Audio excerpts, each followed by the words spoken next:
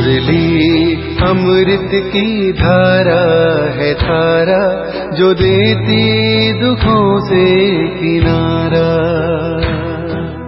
मुरली अमृत की धारा है धारा, जो देती दुखों से किनारा। भूले जीवन में हो जाए शिव बाबा मुरली में समझाए। भूले जीवन में हो जाए शिव बाबा मुरली में समझाए। ओम शांति।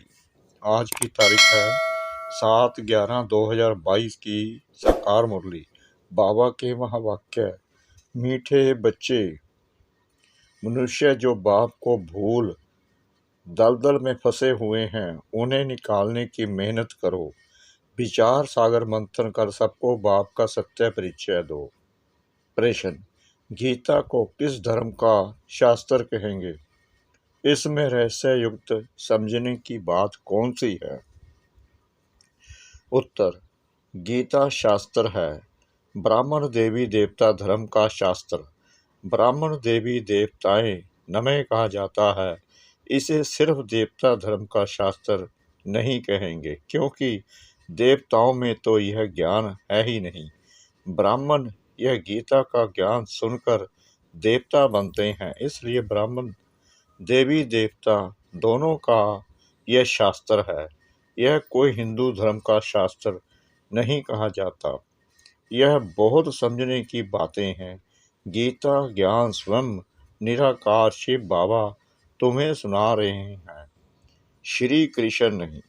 गीत: न वह हमसे जुदा होंगे, न वो हमसे जुदा होंगे, न वो हमसे जुदा होंगे, न उल्फत दिल से हर दिल से निकलेगी, न उल्फत दिल से निकलेगी। लगी है पास जो दिल में बड़ी मुश्किल से निकलेगी, बड़ी मुश्किल से निकलेगी। ओम शांति। बाबा बच्चों को बैठ समझाते हैं अच्छी तरह से। कौन सा बाप? पारलौकिक बाप। लौकिक बाप को इतने बच्चे नहीं होते। पारलौकिक बाप के इतने बच्चे यानी आत्माएं हैं, जो याद करते रहते हैं, हे पतित पावन सर्व के सद्गति दाता, ओ परमपिता परमात्मा। तो पिता कहकर पुकारते हैं। परमपिता परमात्मा निराकार भगवानुवाच। निराकार परमात्मा तो एक होता है ना, दो नहीं होते। बच्चों की बुद्धि में बैठा है कि ऊंचे से ऊंचा भगवान है। वह कहाँ रहते हैं? जहाँ आत्माएं रहती हैं। ईश्वर प्रभु भगवान कहने से सुख का बरसा लेने की बात नहीं आती। बाप कहने से बरसा याद आता है, परंतु मनुष्य बाप को नहीं जानते। भारतवासी ड्रामा अनुसार रावण मत पर अपनी दुर्गति करते हैं, तो पहले पहले यह समझाना है कि ब्रह्मा विष्णु शंकर सूक्ष्म शरीरधारी हैं। मनुष्य स्थूल देहधारी है, परंतु स्थूल व सूक्ष्म देहधारी को बाप नहीं कहेंगे। बाप परमपिता परमात्मा निराकार को कहा जाता है। भूल क्या हुई जो दुर्गति हुई? बाप द्वारा सच्ची गीता सुनने से सद्गति होती है, तो कोई को भी पहले पहले बाप का परिचय देना है। यह है मूल बात, परंतु कोई की बुद्धि में नहीं बैठता है।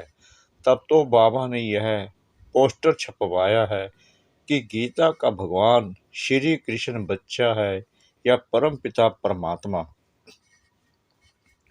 गीता किस धर्म का शास्त्र है? ब्राह्मण देवी देवता धर्म का।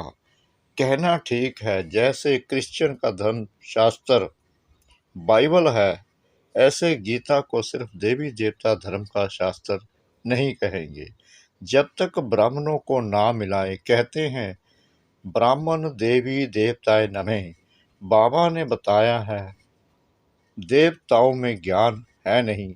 वह यह भी नहीं जानते कि गीता कोई हमारे धर्म का शास्त्र है। ज्ञान है ब्राह्मणों को, सिर्फ ब्राह्मण धर्म का भी शास्त्र गीता नहीं कहेंगे, क्योंकि बाप दोनों धर्म की स्थापना करते हैं, इसलिए दोनों धर्म का शास्त्र कहेंगे। वहाँ तो कह देते कि हिंदू धर्म का शास्त्र है, आर्य का भी कह देते। आर्य समाज तो दयानंद ने स्थापन किया है, वह भल नया धर्म है, परंतु वह कोई देवी देवता धर्म के नहीं है। मूल बात है गीता का भगवान कौन। गीता में श्री कृष्ण का नाम डाल गीता को खंडित कर दिया है, क्योंकि मेरे से बुद्धि योग टूट गया। गीता में देखो बातें कितनी बताई हैं, और गीता पाठशाला का मान कितना है। तो अभी देवता और ब्राह्मण धर्म प्रायलोप है। पुजारी लोग कहते हैं ब्राह्मण देवी देवताए नमः। उन्हों को यह मालूम नहीं है कि ब्राह्मण देवता कैसे बने। यह बतावे कौन। बाप कहते हैं कि मैं ब्रह्मा मुख वंशावली बनाए देवता बनाता हूँ। तो गीता हो गई ब्राह्मण देवी देवता धर्म का शास्त्र। सिर्फ कहे देवता धर्म का तो लक्ष्मी नारायण में ज्ञान है नहीं। यह बात समझने की है, परंतु समझाए कौन। शिव बाबा सुनाते हैं कि रुद्र ज्ञान यज्ञ से विनाश ज्वाला प्रज्वलित हुई। कहाँ रुद्र यज्ञ, कहाँ श्री कृष्ण, फर्क है।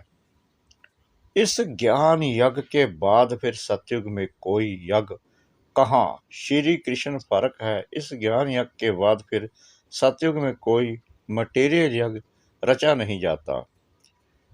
अब यज्ञ रचते हैं आफत मिटाने के लिए, वहाँ कोई आफत होती ही नहीं जो यह ज्ञान रचना पड़े।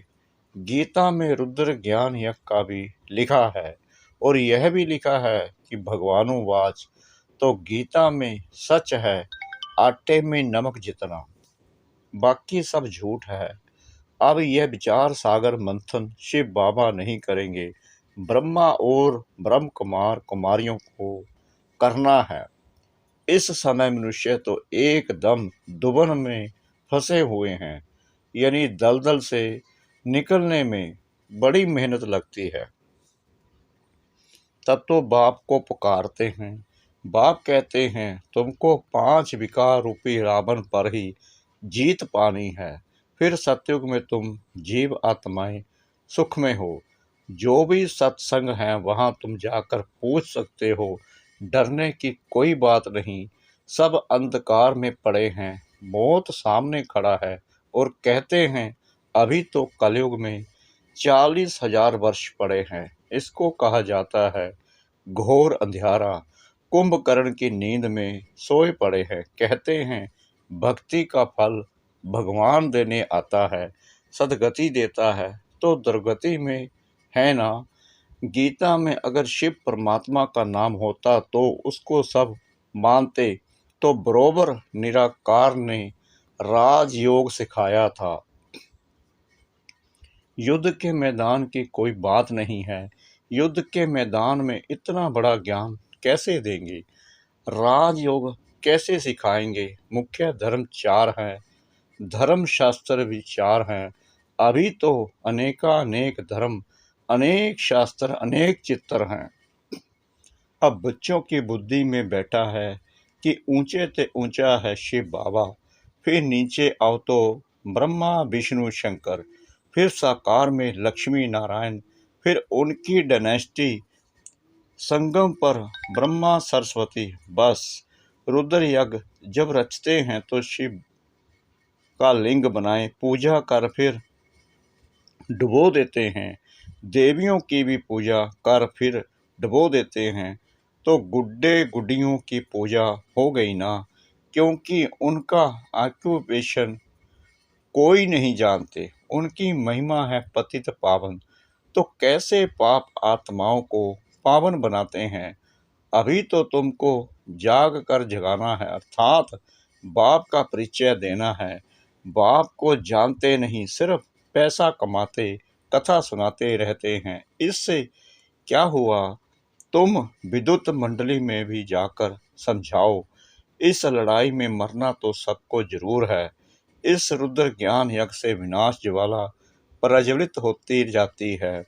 लिखते भी रहते हैं कि हमने इतने बड़े बड़े बम्स बनाए हैं, तो कल्प पहले भी इनसे विनाश हुआ था।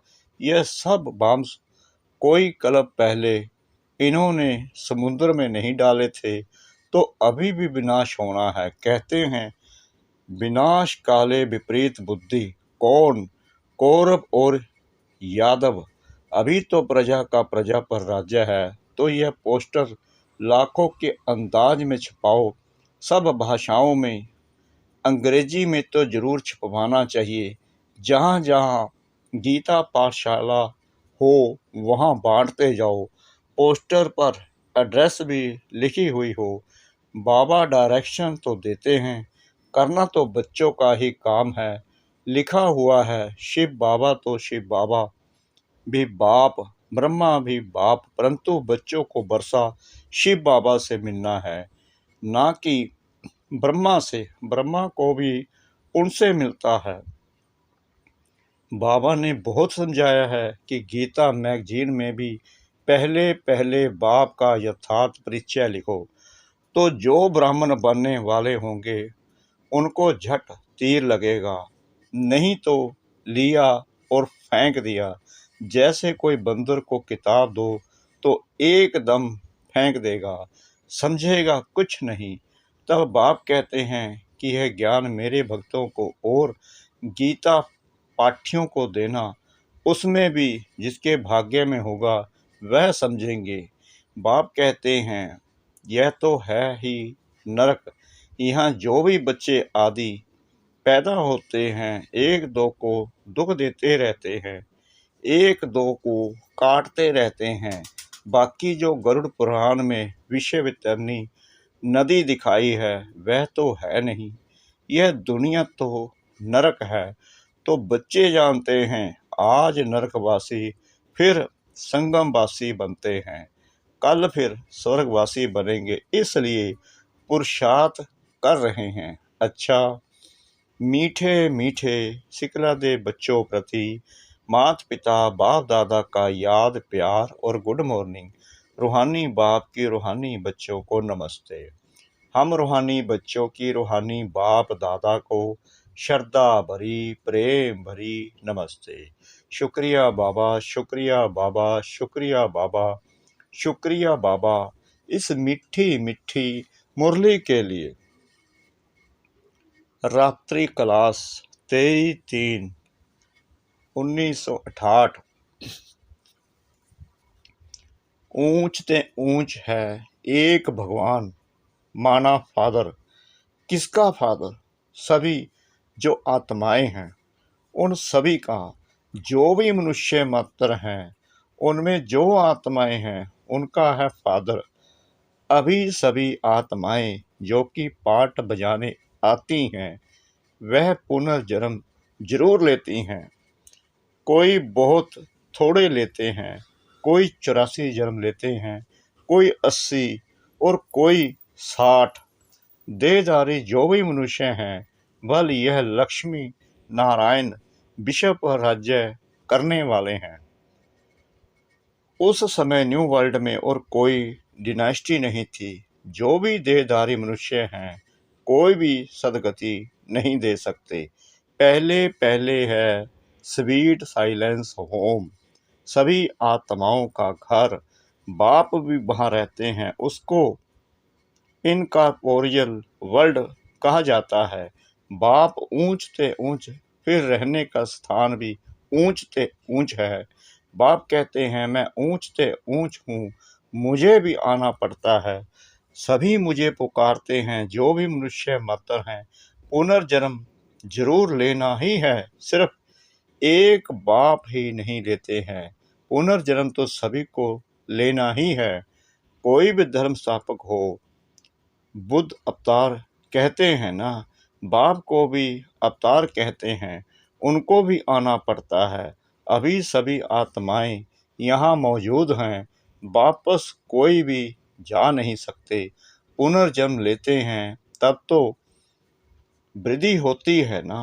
पुनर्जन्म लेते लेते इस समय सभी तमो प्रधान हैं।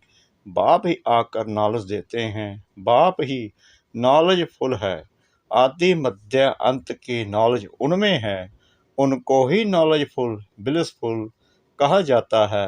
पीसफुल एवर प्योर, बाकी मनुष्य मात्र प्योर इम्प्योर बनते हैं। यह लक्ष्मी नारायण डीटी डिनास्टी के फर्स्ट है। इनको ही पूरे 84 जन्म लेने पड़ते हैं। पुनर्जन्म यहाँ ही लेते हैं, फिर अंत में बाप आकर सबको पवित्र बनाकर साथ में ले जाते हैं। बाप को ही लिबरेटर कहा जाता है। इस समय सभी धर्म स्थापक यहाँ हाजिर हैं, बाकी थोड़े हैं जो आते रहते हैं। वृद्धि होती रहती है। सर्व का सदगति दाता एक ही बाप है, शांति धाम व सुख धाम का मालिक बनाते हैं। तुम ही पूरे 84 जन्म लेते हो। तुम जो पहले आए थे वहीं फिर पहले आएंगे। क्राइस्ट फिर अपने समय पर आएंगे। क्राइस्ट में यह ताकत नहीं जो किसको वापस ले जाए। वापिस ले जाने की ताकत एक बाप में ही है। इस समय है रावण राज्य, आसुरी राज्य। 84 जन्मों में विकार पूरे प्रवेश कर लेते हैं। बाप कहते हैं तुम डीटी दुनिया के मालिक थे, फिर राम राज्य में तुम विकारी बन पड़े हो। पुनर्जन्म सभी को जरूर लेना पड़ता है। धर्म स्थापन कर वापिस चला जाए यह हो नहीं सकता। उनको पालना जरूर करनी है। गाया जाता है ब्रह्मा द्वारा नई दुनिया की स्थापना, पुरानी दुनिया का विनाश। नई दुनिया में एक ही धर्म, एक ही डीटी डायनेस्टी थी। अब वह है नहीं, सिर्फ चित्र हैं और सभी धर्म मौजूद हैं सिवाय एक गॉड फादर के। जो भी देहधारी है पुनर्जन्म जरूर लेते हैं। भारत है अविनाशी खंड, यह कब विनाश नहीं होता, अविनाशी है। जब इनका राज्य था तो और कोई खंड ही नहीं था, सिर्फ इनका ही राज्य था। सूर्यवंशी चंद्रवंशी बस, और कोई नहीं। नई दुनिया को स्वर्ग डीटी वर्ल्ड कहा जाता है, इनकॉर्पोरियल वर्ल्ड को स्वर्ग नहीं कहा जाता। वह है स्वीट साइलेंस होम, निर्वाण धाम। आत्मा को ज्ञान सिवाय परम पिता परमात्मा के और कोई दे नहीं सकता। आत्मा बहुत छोटी बिंदी है, सभी आत्माओं का फादर है, सुप्रीम सोल। उनको सुप्रीम फादर कहा जाता है। वह कब पुनर्जन्म में नहीं आ सकते। इस समय नाटक की पिछाड़ी है, यह सारी दुनिया स्टेज है, इसमें खेल चल रहा है। इनकी ड्यूरेशन है 5000 वर्ष। यह है पुरुषोत्तम संगम युग, जबकि बाप आकर सभी को उत्तम से उत्तम बनाते हैं।